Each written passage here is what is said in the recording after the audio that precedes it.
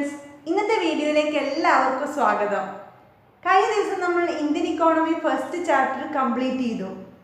ഇന്ന് നമ്മൾ ഡിസ്കസ് ചെയ്യാൻ പോകുന്നത് വേറൊരു ചാപ്റ്ററാണ്.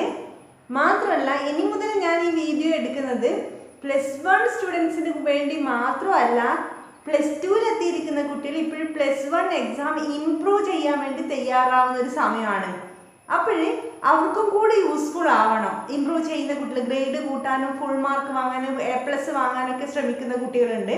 അവർക്ക് വേണ്ടി കൂടിയാണ് ഈ വീഡിയോ തയ്യാറാക്കുന്നത്. അതുകൊണ്ടാണ് വിക്ടേഴ്സിൻ്റെ ക്ലാസ് ഇപ്പം സ്റ്റാറ്റിസ്റ്റിക്സിൻ്റെ അടുത്ത് എത്തിയിട്ടുണ്ടാവില്ല.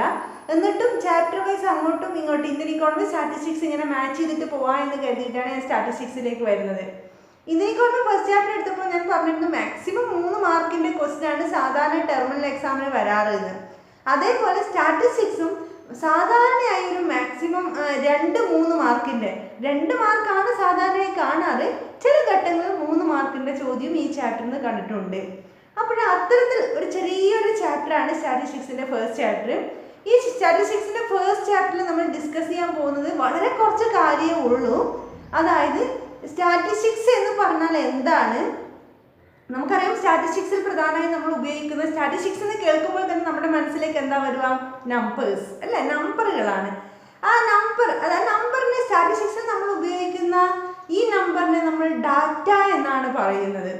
അപ്പോഴും നമ്മൾ ഈ ചാപ്റ്റർ പഠിക്കുന്ന സ്റ്റാറ്റിസ്റ്റിക്സ് എന്താണ്? ഡാറ്റ എന്താണ്? ഡാറ്റയെ 2ആയി തരംതിരിക്കാം.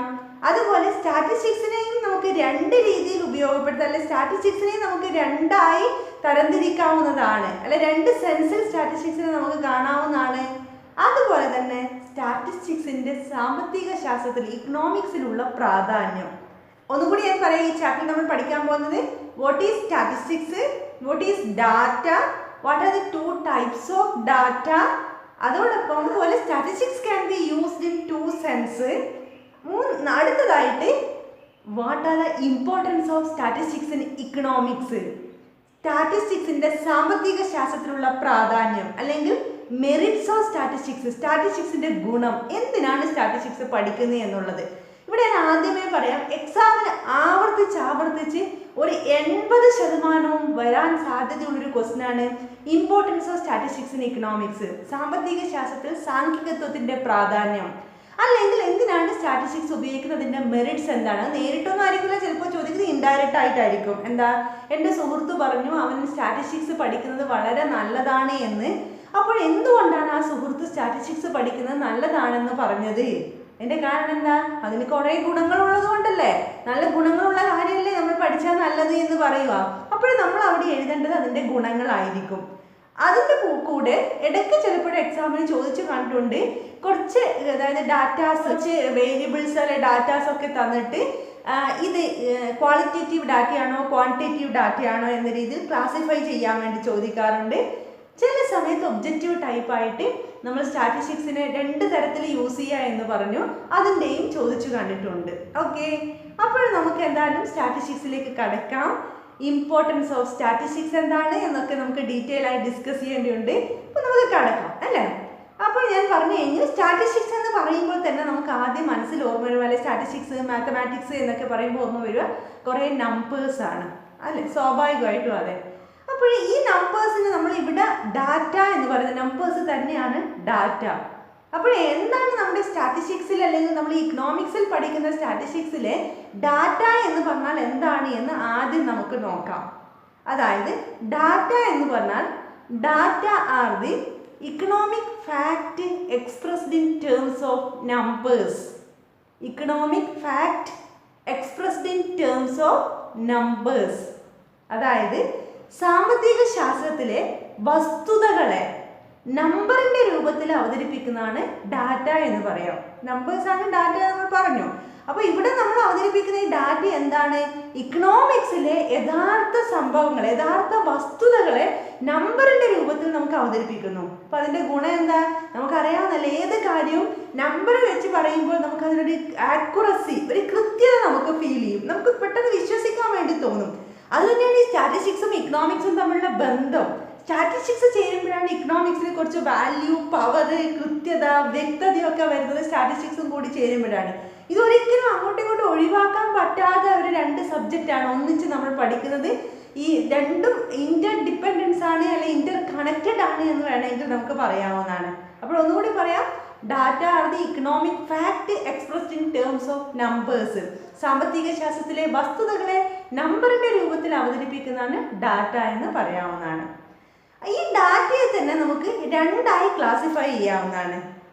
ഒന്നാമത്തേത് ക്വാളിറ്റേറ്റീവ് ഡാറ്റ, രണ്ടാമത്തേത് ക്വാണ്ടിറ്റേറ്റീവ് ഡാറ്റ. ക്വാളിറ്റേറ്റീവ് എന്ന് പറഞ്ഞാൽ എന്താ? ഗുണാത്മക ദത്തങ്ങൾ. ഡാറ്റ മലയാളം ദത്തങ്ങൾ. ക്വാളിറ്റേറ്റീവ്, ക്വാളിറ്റി ഗുണം, ഗുണാത്മക ദത്തങ്ങൾ. എന്താ ക്വാണ്ടിറ്റേറ്റീവ് ഡാറ്റ? പരിമാണാത്മക ദത്തങ്ങൾ. അതായത് വ്യക്തമായി കൃത്യമായി നമുക്ക് അളക്കാൻ പറ്റുന്ന ഡാറ്റയാണ് നമ്മൾ ക്വാണ്ടിറ്റേറ്റീവ് ഡാറ്റ എന്ന് പറയാം. അളക്കാൻ പറ്റുക എന്ന് പറഞ്ഞാൽ എന്താ? മീറ്റർ ആയിട്ടാവാം, ലിറ്റർ ആയിട്ടാവാം, കിലോഗ്രാം ആയിട്ടാവാം. ഇങ്ങനെ ഏത് രൂപത്തിലും നമുക്ക് ഈ കൃത്യമായി അളക്കാൻ പറ്റും. ഇത്ര സെന്റിമീറ്റർ ഉണ്ട്, അല്ലെങ്കിൽ ഇത്ര എണ്ണമുണ്ട്, അല്ലെങ്കിൽ ഇത്ര കിലോഗ്രാം വെയിറ്റ് ഉണ്ട്. ഇങ്ങനെയൊക്കെ കൃത്യമായി അളക്കാൻ പറ്റുന്ന വേരിയബിൾസിനെ, ഇങ്ങനെയൊക്കെ കൃത്യമായി അളക്കാൻ പറ്റുന്ന ചില സ്വഭാവ സവിശേഷതകളെയാണ് നമ്മൾ ക്വാണ്ടിറ്റേറ്റീവ് ഡാറ്റ എന്ന് പറയുന്നത്. അതായത് data are classified according to some characteristics. എന്തെങ്കിലും സവിശേഷതകളുടെ അടിസ്ഥാനത്തിൽ ഡാറ്റയെ നമുക്ക് ക്ലാസിഫൈ ചെയ്യുന്നതിനെയാണ് നമ്മൾ ക്വാണ്ടിറ്റേറ്റീവ് ഡാറ്റ എന്ന് പറയുന്നത്. അതായത് data are classified according to some characteristics or quantitative data can be measured. നമുക്ക് കൃത്യമായി വ്യക്തമായി നമ്പറിന്റെ രൂപത്തിൽ അവതരിപ്പിക്കാൻ പറ്റുന്ന ഡാറ്റയാണ് ക്വാണ്ടിറ്റേറ്റീവ് ഡാറ്റ. എക്സാമ്പിൾ ഏതൊക്കെ പറയാം? ഹൈറ്റ്, നമ്മുടെ ഹൈറ്റ് അളക്കാം, വെയിറ്റ് അളക്കാം, നമ്മുടെ രാജ്യത്തെ മൊത്തം കയറ്റുമതി എക്സ്പോർട്ട്, നമ്മുടെ രാജ്യത്തേക്ക് വരുന്ന ഇറക്കുമതി ഇമ്പോർട്ട്, നമ്മുടെ നാഷണൽ ഇൻകം, നമ്മുടെ ഓരോ വ്യക്തികളുടെയും വരുമാനം, ഇതൊക്കെയല്ല നമ്മുടെ വീട്ടിലേക്ക് ഒരു ദിവസം വാങ്ങുന്ന പാലിന്റെ അളവ്, ഒരാഴ്ച നമ്മുടെ വീട്ടിലേക്ക് ഉപയോഗിക്കുന്ന അരിയുടെ അളവ്, ഇതെല്ലാം നമുക്ക് അളക്കാം. കിലോഗ്രാം ആയിട്ട് അളക്കാം, അല്ലെങ്കിൽ ഇത്ര ക്വിൻ്റലായിട്ട് നമുക്ക് അളക്കാവുന്നതാണ്, ഇത്ര ലിറ്റർ ആയിട്ട് അളക്കാവുന്നതാണ്. അല്ലെങ്കിൽ നമുക്കൊരു ഷർട്ട് തയ്ക്കാൻ വേണ്ടിയിട്ട് നമുക്ക് വേണ്ടുന്ന തുണിയുടെ അളവ്, അല്ലെങ്കിൽ ഒരു സാരിയുടെ അളവ്, ഇതെല്ലാം നമുക്ക് അളക്കാം. ദാറ്റ് ഈസ് കൃത്യമായി നമുക്ക് മെഷർ ചെയ്യാൻ പറ്റുന്നതാണ് ക്വാണ്ടിറ്റേറ്റീവ് ഡാറ്റ. അതായത് data classified according to some characteristics, that is quantitative data or quantitative data can be measured. That is example ഓർക്കുക, ക്വാണ്ടിറ്റേറ്റീവ് ഡാറ്റയുടെ height, weight, export, import, income etcetera, ഇതൊക്കെ examples ആണ്. Example ചിലപ്പോൾ ഈ examples തന്നിട്ടാണ് quantitative ഡാറ്റയും qualitative ഡാറ്റയും നമ്മൾ ക്ലാസിഫൈ ചെയ്യാൻ വേണ്ടി ആവശ്യപ്പെടുക. അപ്പോൾ നമുക്ക് അടുത്തത് നോക്കാം, എന്താ ക്വാളിറ്റേറ്റീവ് ഡാറ്റ, എന്താ ഗുണാത്മക തത്വങ്ങൾ എന്ന് പറഞ്ഞാൽ? Qualitative data are classified on the basis of some attribute or qualities. Qualitative data cannot be measured quantitatively. That is, qualitative data എന്ന് പറഞ്ഞാൽ qualitative data are classified on the basis of some attribute or qualities. It cannot be measured quantitatively. കൃത്യമായി നമുക്ക് അളക്കാൻ പറ്റാത്ത ചില സവിശേഷതകളെ, ചില ഗുണങ്ങളെ നമ്മൾ തരംതിരിക്കുന്നു. അതെങ്ങനെ? നമുക്ക് ആ ഒരു സവിശേഷതകളെ വേണമെങ്കിൽ ഓർഡർ ചെയ്യാം, അറേഞ്ച് ചെയ്യാം. അല്ലാതെ അത് ഇത്ര മീറ്റർ, ഇത്ര എണ്ണം, ഇത്ര സെന്റിമീറ്റർ, ഇങ്ങനെ വില, ഇത്ര വെയിറ്റ് എന്നൊന്നും പറയാൻ പറ്റൂല. ഉദാഹരണം പറയുകയാണെങ്കിൽ എന്തൊക്കെയാണ്?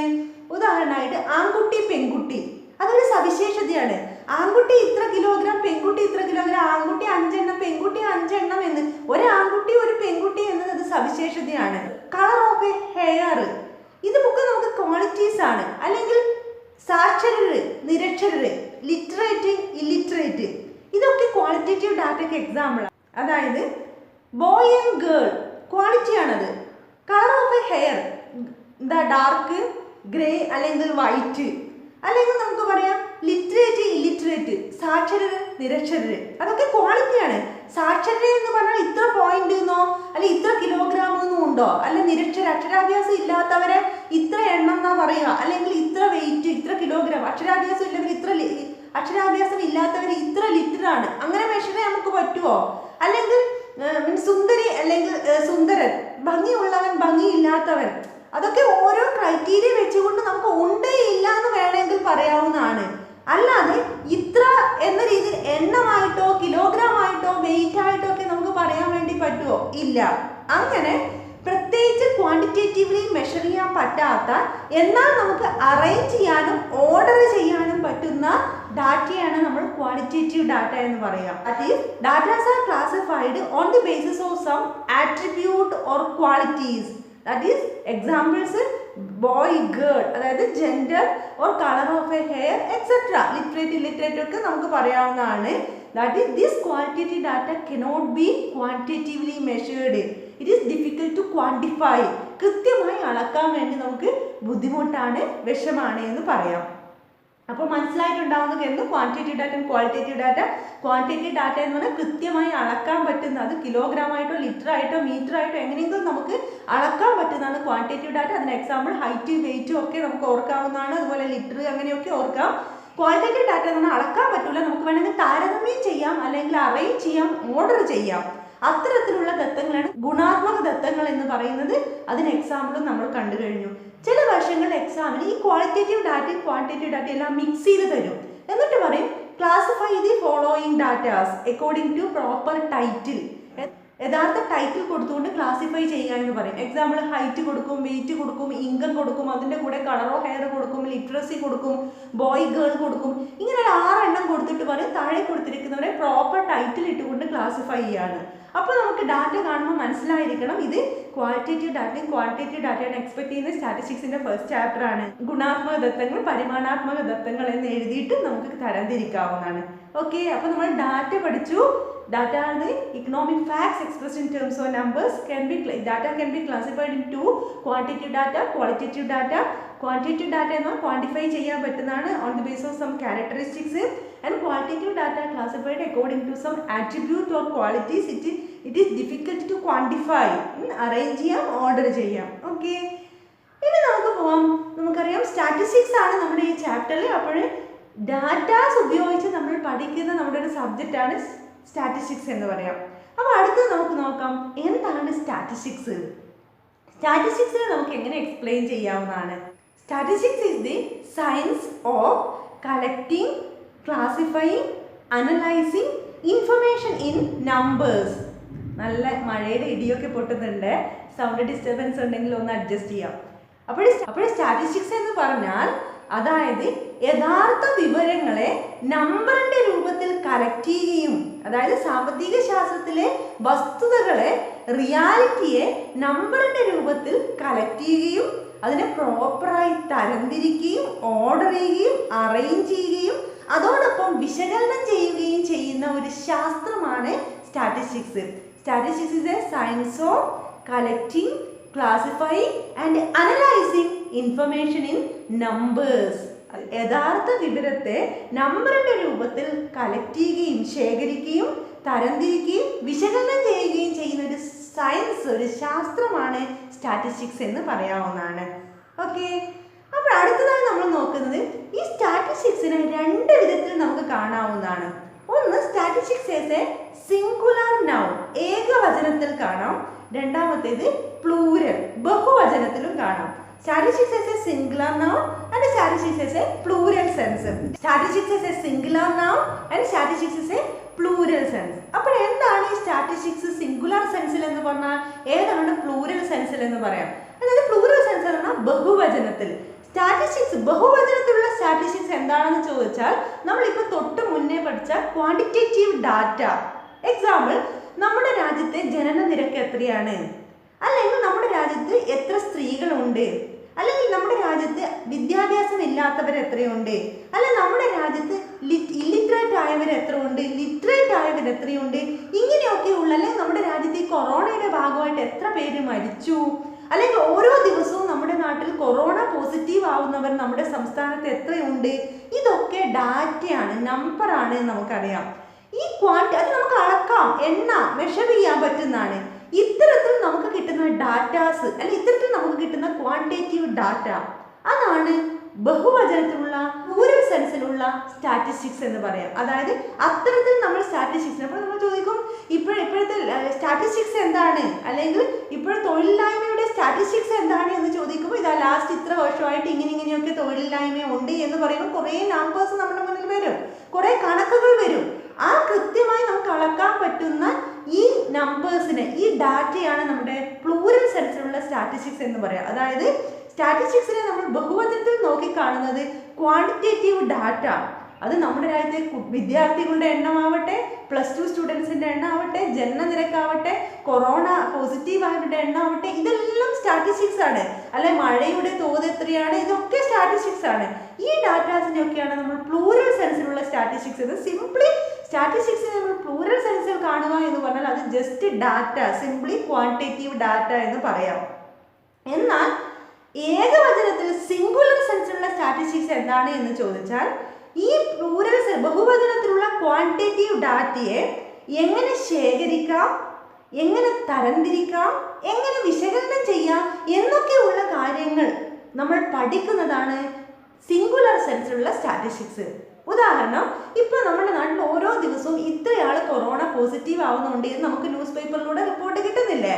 അത് ആ ഡാറ്റ, ആ ക്വാണ്ടിറ്റേറ്റീവ് ഡാറ്റ നമുക്ക് കളക്ട് ചെയ്യുന്നുണ്ട്. ആരാ കളക്ട് ചെയ്യുന്നത്?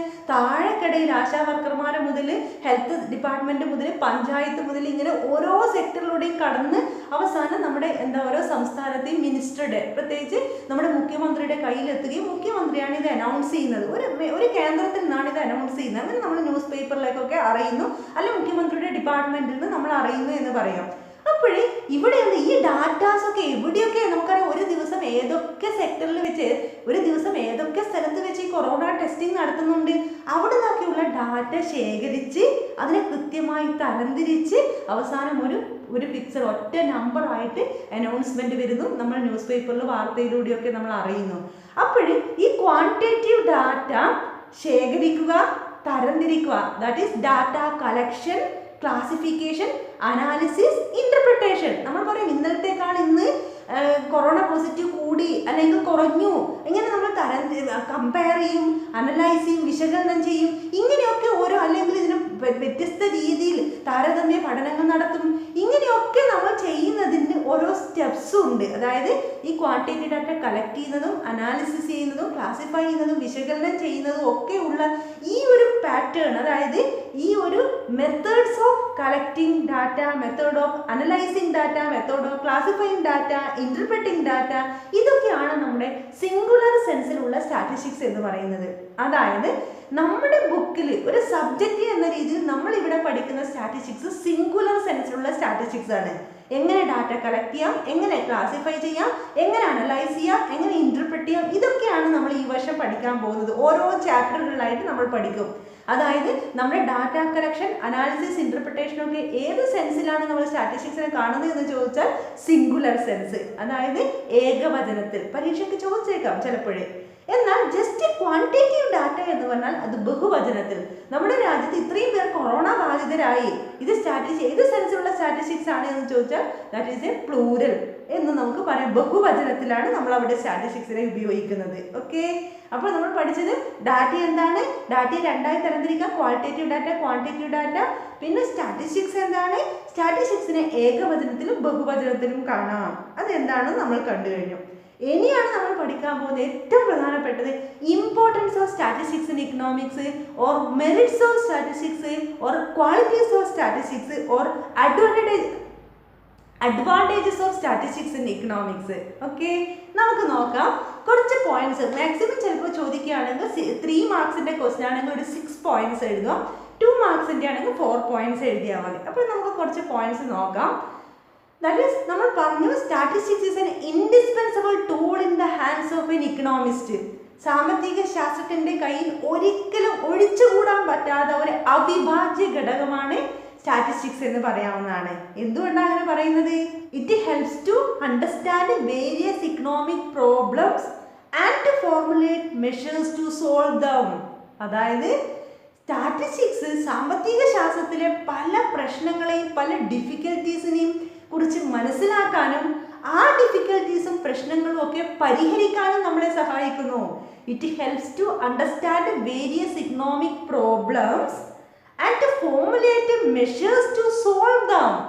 അതായത് സാമ്പത്തിക ശാസ്ത്രത്തിലെ പല ഇഷ്യൂസിനെ കുറിച്ച് മനസ്സിലാക്കാനും അതിനെ പരിഹരിക്കാനും സഹായിക്കുന്നത് കൊണ്ട് തന്നെ നമുക്ക് പറയാം statistics is an indispensable tool in the hands of N Economist എന്ന് പറയാവുന്നതാണ്. ഒരു സാമ്പത്തിക ശാസ്ത്രത്തിന്റെ കയ്യിൽ ഒരിക്കലും ഒഴിച്ചുകൂടാൻ പറ്റാത്ത ഒരു സബ്ജക്റ്റാണ്, ഒരു ടൂളാണ് സ്റ്റാറ്റിസ്റ്റിക്സ് എന്ന് പറയാവുന്നതാണ്. അതാണ് ഏറ്റവും ആദ്യം നമുക്ക് എഴുതാൻ പറ്റുന്നത്. രണ്ടാമത് എന്ത് പറയാം, എന്താണ് സ്റ്റാറ്റിസ്റ്റിക്സിന്റെ പ്രാധാന്യം ഇക്കണോമിക്സിൽ? Complex numerical data in economics are simplified through statistical method. സാമ്പത്തിക ശാസ്ത്രത്തിലെ കോംപ്ലിക്കേറ്റഡ് ആയ പല കാര്യങ്ങളെയും സ്റ്റാറ്റിസ്റ്റിക്കൽ മെത്തേഡ് ഉപയോഗിച്ചുകൊണ്ട് വളരെ എളുപ്പമായി ലഘൂകരിച്ചുകൊണ്ട് നമ്മുടെ മുന്നിലേക്ക് എത്തിക്കുന്നു. ഉദാഹരണമായിട്ട് പറയുകയാണെങ്കിൽ ഇപ്പോൾ നമ്മൾ പറയുന്നു കഴിഞ്ഞ ജാനുവരി മുതൽ മാർച്ച് മുതൽ നമ്മുടെ നാട്ടിൽ കൊറോണ സ്പ്രെഡായി വരുവാണ്. ഇത് എങ്ങോട്ടാ പോകുന്നതെന്നൊന്നും നമുക്ക് ഒരു ധാരണയില്ല. നമുക്ക് ഭയാനകമാണ് എന്നൊക്കെ പറഞ്ഞ് ഒരാൾ പേടിപ്പിക്കുമ്പോൾ നമ്മൾ അവിടെ സ്റ്റാറ്റിസ്റ്റിക്സ് കാണുവാണ്. ജാനുവരിയിൽ ഇത്രയും ഉണ്ടായിരുന്നു, അല്ലെങ്കിൽ ഏപ്രിൽ ഇത്രയും ഉണ്ടായിരുന്നു, കേരളത്തിൽ കൊറോണ എത്തിയിട്ട് ഇത്രാം തീയതി മുതലാണ് ഇന്ന മാസം മുതലാണ് ഏകദേശം കേരളത്തിൽ കൊറോണ വരാൻ തുടങ്ങിയത്, ഓരോ ദിവസവും അതിൻ്റെ കണക്ക് ഇങ്ങനെയാണ്, ഇപ്പോഴും കുറഞ്ഞു വരുന്നുണ്ട് എന്നൊക്കെ കൃത്യമായി നമ്മൾ ഡാറ്റ അവിടെ നിർത്തുമ്പോൾ നമുക്ക് മനസ്സിലാവും ഇത് ഇത്രയേ ഉള്ളൂ, ഇത് ഏകദേശം ഒരു പീക്കിൽ എത്തിയിട്ട് ഇപ്പോൾ താഴ്ന്നു പോകുന്നുണ്ട്, ഇനി കുറഞ്ഞോളും എന്ന് നമുക്ക് മനസ്സിലാവും. അപ്പോൾ ഇതുപോലെ ഒരുപാട് കോംപ്ലിക്കേറ്റഡ് ആയ നമ്മുടെ സാമ്പത്തിക ശാസ്ത്രത്തിലെ കാര്യങ്ങളെയൊക്കെ വളരെ ലഘൂകരിച്ചുകൊണ്ട് നമ്മുടെ മുന്നിലേക്ക് എത്തിക്കുന്നതിന് വേണ്ടി സ്റ്റാറ്റിസ്റ്റിക്സ് നമ്മളെ സഹായിക്കുന്നതാണ്. Voluminous datas are reduced to few figures making them easily understandable. വലിയ നമ്പേഴ്സിനെയൊക്കെ റെഡ്യൂസ് ചെയ്ത് എളുപ്പം മനസ്സിലാക്കുന്ന രീതിയിൽ വളരെ കുറച്ച് സിമ്പിൾ ഡാറ്റാസായി ലഘൂകരിക്കാൻ പറ്റുന്ന ഒത്തിരി ടെക്നിക്സ് സ്റ്റാറ്റിസ്റ്റിക്സിലുണ്ട്. അതൊക്കെ വരും ചാപ്റ്ററിൽ നമ്മൾ പഠിക്കുന്നതായിരിക്കും. അടുത്തതായി, imports and exports of A country may be compared with each other or with those of another countries. ഈ ഒരു രാജ്യത്തിന്റെ കയറ്റുമതിയും ഇറക്കുമതിയും എന്താണെന്ന് മനസ്സിലാക്കാനും ഒരു രാജ്യത്തിന്റെ ഒരു വർഷത്തെ കയറ്റുമതി ഇറക്കുമതിയും മുൻ വർഷങ്ങളിലെ കയറ്റുമതി ഇറക്കുമതിയുമായി താരതമ്യം ചെയ്തിട്ട് ഏതാണ് കൂടുതൽ ഏതാണ് കുറവ് എന്നൊക്കെ പറയാനും, അതേപോലെ തന്നെ ഒരു രാജ്യത്തിന്റെ കയറ്റുമതി ഇറക്കുമതി വേറൊരു രാജ്യത്തിന്റെ കയറ്റുമതി ഇറക്കുമതിയായിട്ടൊക്കെ താരതമ്യം ചെയ്യുന്നതിനും നമ്മളെ സ്റ്റാറ്റിസ്റ്റിക്സ് സഹായിക്കുന്നതാണ്. അടുത്തത്, knowledge of trend and tendencies helping to making future policies. Knowledge of trend and tendencies helps to making future plans. ഇപ്പൊ നമ്മുടെ സമ്പദ്ഘടനയിൽ നടക്കുന്ന പ്രവണത എന്താണ്, ഇപ്പൊ നമ്മുടെ സമ്പദ്ഘടനയിൽ നടക്കുന്ന ഫാഷൻ എന്താണ്, സ്റ്റൈൽ എന്താണ്, പ്രവണത എന്താണ്, തരംഗം എന്താണ്, ഇതിനെക്കുറിച്ചൊക്കെ മനസ്സിലാക്കാനും അതിനനുസരിച്ച് നമ്മുടെ സമ്പദ്ഘടനയിൽ പല കാര്യങ്ങളും മാറ്റം വരുത്താനും അങ്ങനെ അതിനനുസരിച്ച് പ്ലാൻസ് ചെയ്യാൻ പ്ലാനിങ് നടത്താനും ഒക്കെ നമ്മളെ സാമ്പത്തിക ശാസ്ത്രം സഹായിക്കുന്നതാണ്. മാത്രമല്ല, it helps to make policies and program. Government plans and make policies on the basis of statistics. Government പുതിയ പോളിസീസ്, പുതിയ പ്ലാൻസ് ഒക്കെ കൊണ്ടുവരുന്നത് സ്റ്റാറ്റിസ്റ്റിക്സിന്റെ ബേസിലാണ്. ഉദാഹരണമായി, കേരളത്തിൽ +1 എത്ര സീറ്റ് വേണം, എത്ര സ്കൂൾസ് അനുവദിക്കണം, എത്ര ബാച്ച് കൊടുക്കണം, ഇതൊക്കെ ഗവൺമെന്റ് ഏതിന്റെ ബേസിലാണ് തീരുമാനിക്കുന്നത്? എത്ര കുട്ടികൾ 10ാം ക്ലാസ് എന്ന് ഹയർ എഡ്യൂക്കേഷന് പോകാൻ മാത്രം ക്വാളിഫൈഡ് ആയി വരുന്നുണ്ട്, അവരെ അക്കോമഡേറ്റ് ചെയ്യാൻ മാത്രം സീറ്റ് വേണം, ബാച്ച് വേണം, സ്കൂൾസ് വേണം. അപ്പോൾ ഇതുപോലെ ഗവൺമെന്റ് പുതിയ പ്ലാൻസ് പോളിസീസ് ഒക്കെ കൊണ്ടുവരുന്നതിന് ഗവൺമെന്റിനെ സഹായിക്കുന്നത് സ്റ്റാറ്റിസ്റ്റിക്സ് ആണ്. In economics, variables are systematically and scientifically analysed with the tool of statistics. Statistics എന്ന ഉപകരണം ടൂൾ ഉപയോഗിച്ചുകൊണ്ടാണ് സാമ്പത്തിക ശാസ്ത്രത്തിലെ വേരിയബിൾസിനെ അല്ലെങ്കിൽ ചരങ്ങളെ നമ്മൾ കൃത്യമായി ശാസ്ത്രീയമായും കൃത്യമായും വിശകലനം ചെയ്യുന്നതും തരംതിരിച്ചു വെക്കുന്നതും. In economics, variables are systematically and scientifically analysed with the tool of statistics. In development planning, നമ്മുടെ സമ്പദ്ഘടനയിലെ വികസനവുമായി ബന്ധപ്പെട്ട എല്ലാ തീരുമാനങ്ങളും എടുക്കുന്നതിന് വേണ്ടിയിട്ടും നമ്മളെ സഹായിക്കുന്ന സ്റ്റാറ്റിസ്റ്റിക്കൽ ടൂൾസ് ആണ്. സ്റ്റാറ്റിസ്റ്റിക്സ് എന്ന ടൂൾ ഉപയോഗിച്ചുകൊണ്ടാണ് നമ്മുടെ സമ്പദ്ഘടനയിലുള്ള എല്ലാ പ്രോഗ്രാംസും എല്ലാ പ്ലാനിങ്സും നമുക്ക് കൊണ്ടുവരാൻ വേണ്ടി പറ്റുന്നത്. അപ്പോൾ നമ്മൾ സ്റ്റാറ്റിസ്റ്റിക്സിന്റെ ഒത്തിരി യൂസ് പഠിച്ചു. ഇക്കണോമിക്സിൽ ഒത്തിരി പ്രോഗ്രാംസ് ആൻഡ് പോളിസീസ് പ്ലാൻ ചെയ്യുന്നതിന് ഗവൺമെന്റിനെ സഹായിക്കുന്നു, നല്ല രീതിയിൽ ഡാറ്റാസിനെ അനലൈസ് ചെയ്യുന്നതിന് സഹായിക്കുന്നു, പ്രവണതകളെ കുറിച്ച് മനസ്സിലാക്കാൻ വേണ്ടി സഹായിക്കുന്നുണ്ട്. അതോടൊപ്പം തന്നെ ഒരു സാമ്പത്തിക ശാസ്ത്രത്തിന്റെ കയ്യിൽ ഒരിക്കലും ഒഴിച്ചുകൂടാൻ പറ്റാത്തൊരു ഉപകരണമാണ് സ്റ്റാറ്റിസ്റ്റിക്സ്. കാരണം ഈ സ്റ്റാറ്റിസ്റ്റിക്സ് എന്ന് പറയുന്ന ടൂൾ ഉപയോഗിച്ചുകൊണ്ടാണ് നമ്മുടെ സമ്പദ്ഘടനയിലെ പ്രശ്നങ്ങളെ കുറിച്ച് മനസ്സിലാക്കാനും അതെങ്ങനെ പരിഹരിക്കണമെന്നും നമ്മളെ സഹായിക്കാൻ വേണ്ടിയുള്ള പല കാര്യങ്ങളും നമുക്ക് സ്റ്റാറ്റിസ്റ്റിക്സിലൂടെ ഉപയോഗിക്കാൻ വേണ്ടി പറ്റും. ഇങ്ങനെ ഒരുപാട് യൂസ് സ്റ്റാറ്റിസ്റ്റിക്സിനെ കൊണ്ട് സാമ്പത്തിക ശാസ്ത്രത്തിലുണ്ട്. അതുകൊണ്ട് നമുക്ക് പറയാം, സാമ്പത്തിക ശാസ്ത്രത്തിലെ ഒഴിച്ചുകൂടാൻ പറ്റാത്തൊരു ടൂളാണ്, ഒരു ഉപകരണമാണ് സാംഖികം അല്ലെങ്കിൽ സ്റ്റാറ്റിസ്റ്റിക്സ് എന്ന് പറയുന്നത്. Statistics is an indispensable tool in the hands of N Economist. ഇതൊക്കെയാണ് സാമ്പത്തിക ശാസ്ത്രത്തിൽ സാംഖികത്വത്തിൻ്റെ പ്രാധാന്യം എന്ന് പറയാവുന്നതാണ്. ഇത്രയും മെറിറ്റ്സ് ഒക്കെ നമ്മൾ പഠിച്ചുവെങ്കിലും ഇതിന് ഡീമെറിറ്റ്സ് ഒന്നും ഇല്ലേ നമ്മൾ ചോദിക്കും. ഏതൊരു ആസ്പെക്ട്സിനും 2 സൈഡ്സ് ഉണ്ടല്ലോ, മെറിറ്റ്സ് ആൻഡ് ഡീമെറിറ്റ്സ്. സ്വാഭാവികമായും സ്റ്റാറ്റിസ്റ്റിക്സിനും ഉണ്ട്. കുറച്ച് കാര്യങ്ങൾ അതും നമുക്ക് ഓർമ്മിപ്പിക്കാവുന്നതാണ്. എന്താണെന്ന് വെച്ചാൽ നമുക്കറിയാം, സ്റ്റാറ്റിസ്റ്റിക്സ് എന്ന് പറഞ്ഞാൽ യൂസ് ഓഫ് നമ്പേഴ്സ് ആണ്, ഡാറ്റയാണ് എന്ന് നമ്മൾ പറഞ്ഞു. മാത്രമല്ല ഈ ഡാറ്റ കളക്ഷൻ, ക്ലാസിഫിക്കേഷൻ, അനാലിസിസ്, ഇവിടെയൊക്കെ സിസ്റ്റമാറ്റിക് ആയിട്ട് കുറച്ച് കാര്യങ്ങൾ നമ്മൾ പഠിക്കുന്നു ചെയ്യുന്നുമുണ്ട്.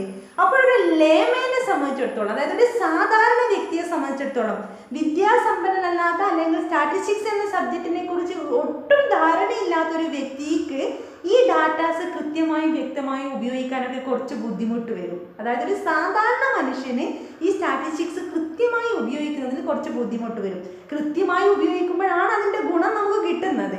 അതൊരു പ്രധാന നെഗറ്റീവായിട്ട് നമുക്ക് പറയാം. ആർക്കും ഇപ്പം ഏതൊരു വ്യക്തിക്കും കാര്യങ്ങൾ വെർബലായി വാക്കുകളായിട്ട് പറയാം. പക്ഷെ അവിടെ സ്റ്റാറ്റിസ്റ്റിക്സ് പ്രയോഗിക്കണമെങ്കിൽ അതിനെക്കുറിച്ച് കുറച്ചൊരു ധാരണ ഉണ്ടായിരിക്കണം. അതുകൊണ്ടൊരു ലേമാൻ ഇത് പ്രയോഗിക്കാൻ വേണ്ടി കുറച്ച് ബുദ്ധിമുട്ടാണ്. വേറൊരു നെഗറ്റീവ് എന്താണെന്ന് വെച്ചാൽ സ്റ്റാറ്റിസ്റ്റിക്സ് അവിടെ യൂസ് ചെയ്യുമ്പോൾ ഏത് കാര്യത്തിലും നമുക്കൊരു ആക്യുറസി ഫീൽ ചെയ്യും. ഇന്നലെ നമുക്ക് നല്ല മഴ ഉണ്ടായിരുന്നു എന്ന് വെറുതെ പറയുന്നതിനപ്പുറം ഇന്നലെ ഇത്ര നമുക്ക് മഴ കിട്ടിയ ഒരു നമ്പർ ഡാറ്റ വെച്ച് നമ്മൾ പറയുമ്പോൾ, അല്ലെങ്കിൽ കൊറോണയുടെ തോത് കുറയുന്നുണ്ട് എന്ന് പറയുന്നതിൻ്റെ പുറമെ ഇത്ര റേറ്റിൽ നമ്പർ ഇങ്ങനെ കുറഞ്ഞു വരുന്നുണ്ട് എന്ന് സ്റ്റാറ്റിസ്റ്റിക്കൽ ഡാറ്റ പ്രയോഗിക്കുമ്പോൾ നമുക്ക് പെട്ടെന്ന് വിശ്വാസയോഗ്യമാവും. അവിടെ ഒരു ആക്യുറസി, ഒരു പ്രിസിഷൻ, ഒരു കൃത്യത, ഒരു വ്യക്തത വന്നു. അപ്പോൾ ഇങ്ങനെയുള്ളത് കൊണ്ട് തന്നെ അപൂർവ ചിലരെങ്കിലും ഈ സ്റ്റാറ്റിസ്റ്റിക്സിനെ മിസ്യൂസ് ചെയ്യാറുണ്ട്. അതായത് തെറ്റായ കാര്യത്തിൻ്റെ അടുക്ക് ഏകദേശം മാച്ച് ആവുന്ന ഒരു ഡാറ്റ ഇട്ടിട്ട് ഇങ്ങനെ അങ്ങ് പറയും അതിങ്ങനെയാണ് എന്ന്. അങ്ങനെ പറയുമ്പോൾ കേൾക്കുന്നവർ ഡാറ്റ വെച്ചുകൊണ്ട് ഒരു കാര്യം, ഒരു സെൻറ്റൻസിൻ്റെ കൂടെ നമ്പർ ഡാറ്റ ഇട്ടുകൊണ്ട് പറയുമ്പോൾ എളുപ്പം ആരും വിശ്വസിച്ച് പോകും. അങ്ങനെ മറ്റുള്ളവരെ പറ്റിക്കാൻ വേണ്ടി, മിസ്യൂസ് ചെയ്യാൻ വേണ്ടിയും ചിലവരൊക്കെ സ്റ്റാറ്റിസ്റ്റിക്സ് ഉപയോഗിക്കുന്നുണ്ട് എന്നതും ഒരു നെഗറ്റീവ് സൈഡാണ്. പക്ഷെ നമ്മൾ ഈ നെഗറ്റീവ് സൈഡ് കണ്ടുകൊണ്ട് ഒരിക്കലും നമുക്ക് സ്റ്റാറ്റിസ്റ്റിക്സിനെ മാറ്റി നിർത്താൻ പറ്റൂല. ഒരു സാമ്പത്തിക ശാസ്ത്രം പഠിക്കുന്ന ഒരു വ്യക്തിയെ സംബന്ധിച്ചിടത്തോളം സാമ്പത്തിക ശാസ്ത്രത്തിൻ്റെ കൂടെ എപ്പോഴും ചേർത്ത് വെക്കേണ്ട ഒരു സബ്ജക്റ്റാണ് സ്റ്റാറ്റിസ്റ്റിക്സ്. ഇതിന് ഒത്തിരി പോസിറ്റീവ്സ് ഉണ്ട് എന്ന് നമ്മൾ കണ്ടു. ഓക്കെ, ഞാൻ ഇന്ന് ഇവിടെ കൺക്ലൂഡ് ചെയ്യാൻ പോവാണ്. നമ്മുടെ സ്റ്റാറ്റിസ്റ്റിക്സിൻ്റെ ഫസ്റ്റ് ചാപ്റ്റർ ഇവിടെ കൺക്ലൂഡ് ചെയ്തു. എന്താണ് സ്റ്റാറ്റിസ്റ്റിക്സ് എന്ന് പഠിച്ചു, ഡാറ്റ പഠിച്ചു, 2 തരത്തിലുള്ള ഡാറ്റ പഠിച്ചു. സ്റ്റാറ്റിസ്റ്റിക്സിനെ സിംഗുലർ ആൻഡ് പ്ലൂരൽ സെൻസിൽ നമ്മൾ കണ്ടു. പിന്നെ സ്റ്റാറ്റിസ്റ്റിക്സിനെ സാമ്പത്തിക ശാസ്ത്രത്തിൻ്റെ പ്രാധാന്യം, importance, merits or qualities of statistics നമ്മൾ കണ്ടു. ഇത്രയും ഫസ്റ്റ് ചാപ്റ്ററിലുള്ളൂ. എക്സാമിനേഷൻ പോയിന്റിൽ കൂടി വന്ന 2-3 മാർക്കിൻ്റെ ക്വസ്റ്റ്യൻസ് ആണ് ചോദിക്കുക. നിങ്ങൾക്ക് മനസ്സിലായിട്ടുണ്ടാവുമെന്ന് കരുതുന്നു. എന്തെങ്കിലും കേൾക്കുമ്പോൾ ഒരു ബുദ്ധിമുട്ട് തോന്നിയിട്ടുണ്ടെങ്കിൽ ഒന്നും കൂടി റിവൈസ് ചെയ്ത് നിങ്ങൾ കാണുക, മനസ്സിലാവും. ഞാനിവിടെ കൺക്ലൂഡ് ചെയ്യാണ്, കാരണം വൈകുന്നേരമായി നല്ല ഇടി മഴയൊക്കെ വരുന്നുണ്ട് തുലാവർഷത്തിൻ്റെത്. എന്തായാലും നമുക്ക് അടുത്ത വീഡിയോയിലേക്ക് കാണാം. അതിൻ്റെ കൂടെ എനിക്ക് നിങ്ങളോട് പറയാനുള്ളത്, നിങ്ങൾ ഈ വീഡിയോ ആദ്യമായിട്ടാണ് കാണുന്നതെങ്കിൽ തീർച്ചയായും സപ്പോർട്ട് ചെയ്യുക, ലൈക്ക് ചെയ്യുക, നിങ്ങളുടെ അഭിപ്രായങ്ങളൊക്കെ അറിയിക്കുക. നിങ്ങൾ സബ്സ്ക്രൈബ് ചെയ്യുകയാണെങ്കിൽ ഞാൻ ചെയ്യുന്ന വീഡിയോസൊക്കെ നിങ്ങൾക്ക് കിട്ടുന്നതായിരിക്കും. നിങ്ങൾ സബ്സ്ക്രൈബ് ചെയ്യുമ്പോൾ എനിക്ക് ഒത്തിരി സന്തോഷവും ഉണ്ടാകും. കാരണം എൻ്റെ വീഡിയോ ഇഷ്ടപ്പെട്ടു, അത് കാണാൻ ആഗ്രഹിക്കുന്നു എന്നൊക്കെയല്ലേ അതിൻ്റെ അർത്ഥം.